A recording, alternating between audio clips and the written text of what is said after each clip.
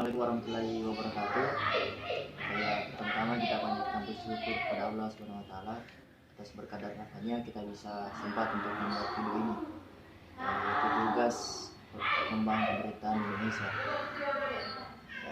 Tidak lupa juga kita kirimkan selawat kepada Nabi Muhammad SAW, Nabi yang telah membawa kita dari alam kegelapan menuju alam terang benderang. Ya, langsung saja. Nama saya Fatul Faiz, Prodi HTN 6, Prodi HTN kelompok 6, jurusan Syariah. Saya di sini itu diberi tugas untuk membuat video tentang membahas tentang pemerintahan dan otonomi desa. Yang pertama yang saya bacakan itu pemerintah desa.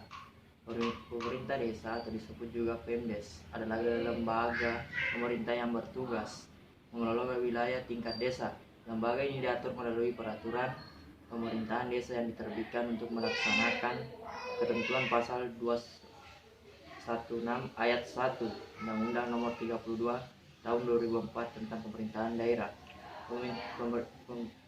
Pemimpin pemerintah desa seperti tertuang dalam paragraf 2 pasal 4 ayat 1 adalah kepala desa yang bertugas menyelenggarakan urusan pemerintahan, pembangunan, dan kemasyarakatan. Kepala desa mempunyai wewenang. Yang pertama, memimpin penyelenggaraan pemerintahan berdasarkan kebijakan yang ditetapkan bersama Badan Perwakilan Desa atau BPD, mengajukan rancangan peraturan desa, menetapkan peraturan desa yang telah mendapat persetujuan bersama BPD, menyusun dan mengajukan rancangan peraturan desa mengenai anggaran pendapatan dan belanja desa APBD desa untuk dibahas dan ditetapkan bersama BPD. Membina kehidupan masyarakat desa, membina perekonomian desa, mengordinasikan pembangunan desa secara partisipatif, mewakili desanya di dalam dan di luar pengadilan, dan dapat menunjuk kuasa hukum untuk mewakili sesuai dengan peraturan perundang-undangan. Memegang teguh dan mengamalkan Pancasila. Ini tugas pemerintah desa itu memegang teguh dan mengamalkan Pancasila, melaksanakan Undang-Undang Dasar 1945 serta mempertahankan dan memelihara keutuhan negara Kesatuan Republik Indonesia, meningkatkan kesejahteraan rakyat, memelihara ketentraman dan ketertiban masyarakat, melaksanakan kehidupan demokrasi, melaksanakan prinsip tata pemerintahan desa yang bersih dan bebas dari korupsi dan nepotisme, menjalin hubungan kerja dengan seluruh mitra kerja pemerintahan desa, menaati dan menegakkan seluruh peraturan perundang-undangan, menyelenggarakan administrasi pemerintahan yang baik,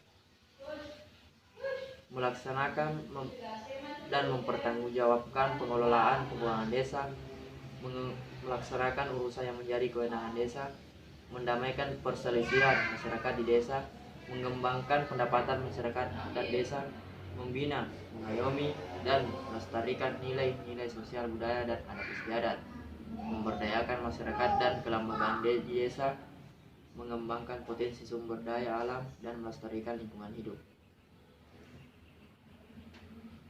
Kepala desa yang karena jabatannya berkedudukan juga sebagai wakil pemerintah di wilayah kecamatan yang bersangkutan, dalam pengertian untuk menjembatani dan memperpendek rentang kendali pelaksanaan tugas dan fungsi pemerintah, termasuk dalam pembinaan dan pengawasan terhadap penyelenggaraan urusan pemerintahan dan strata pemerintahan desa. Wakil pemerintah sebagaimana dimaksud adalah perangkat pemerintah kecamatan dalam rangka dekonsentrasi. Tugas dan wewenang kepala desa sebagai wakil pemerintah kecamatan adalah pembinaan dan pengawasan penyelenggaraan pemerintahan desa, koorganisasi penyelenggaraan urusan pemerintahan di desa, koordinasi pembinaan dan pengawasan penyelenggaraan tugas pembantuan di desa. Itulah tadi pemerintahan desa. Dan selanjutnya yang saya akan bahas yaitu tentang otonomi desa.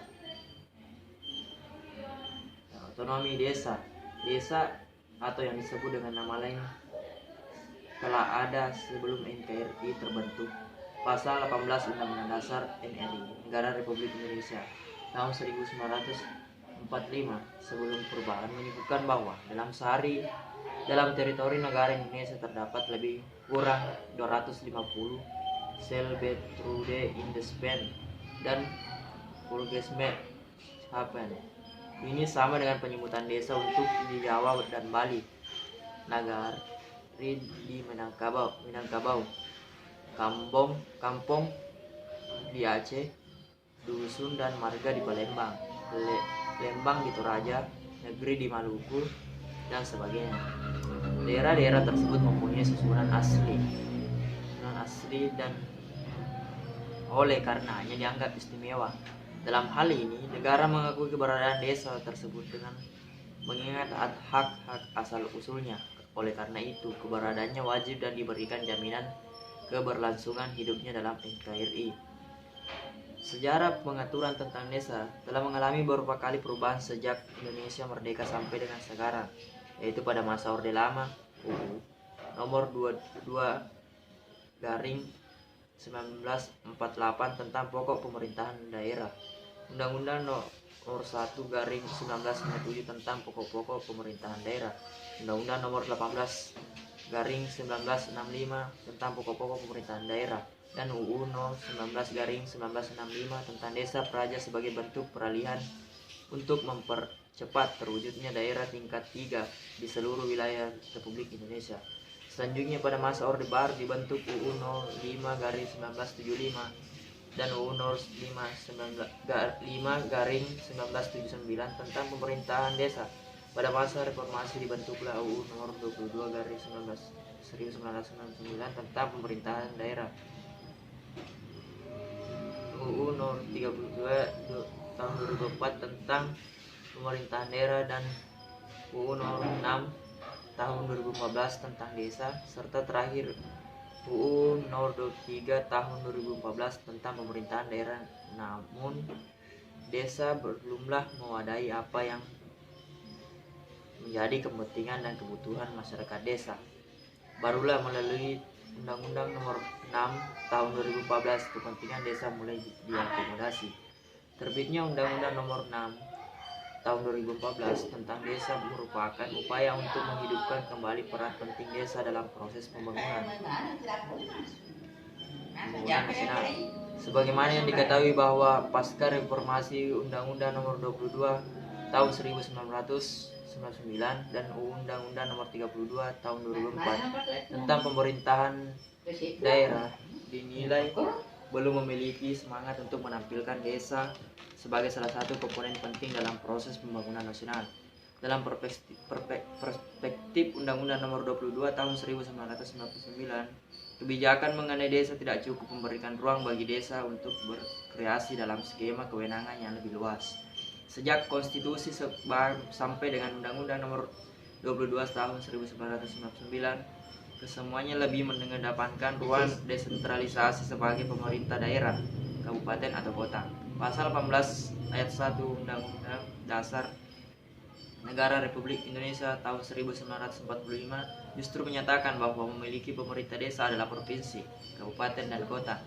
Pasal 1 huruf O Undang-Undang nomor 22 tahun 1999 melihat kewenangan mengatur dan mengurus desa ditempatkan dalam format kewenangan daerah otonom sebagaimana yang ditegaskan dalam Undang-Undang nomor 22 tahun 1999 pasal 99. Secara normatif dapat dikatakan bahwa otonomi desa hanya merupakan pelengkap dari otonomi daerah. Explanatory faktor terhadap otonomi desa justru dapat dielaborasi berdasarkan Undang-Undang tentang pembentukan peraturan perundang-undangan. Pasal 7 ayat 2 Undang-Undang nomor 22 tahun 1999 mengatur bahwa pengaturan desa atau pengaturan yang setingkat dibuat oleh BPD atau dengan nama lain kepala desa atau dengan nama lainnya.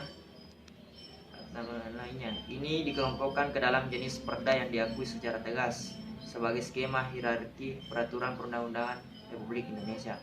Hal ini merupakan kelanjutan dari keputusan Mendagri nomor 126 tahun 2003 tentang bentuk-bentuk produk hukum di lingkungan pemerintah desa meliputi peraturan desa, keputusan kepala desa, keputusan bersama dan instruksi kepala desa.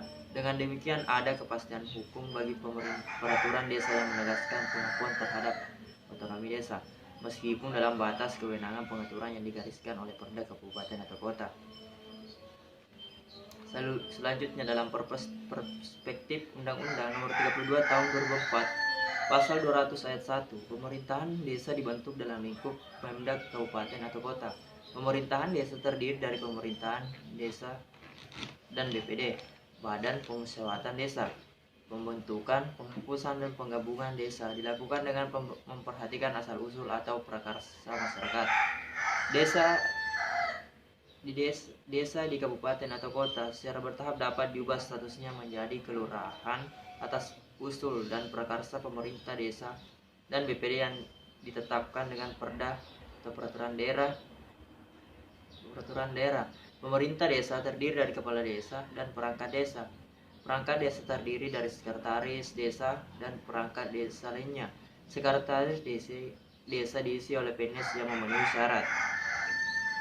Urusan pemerintah yang menjadi kewenangan desa, yakni urusan pemerintah yang sudah ada berdasarkan hak asal-usul desa.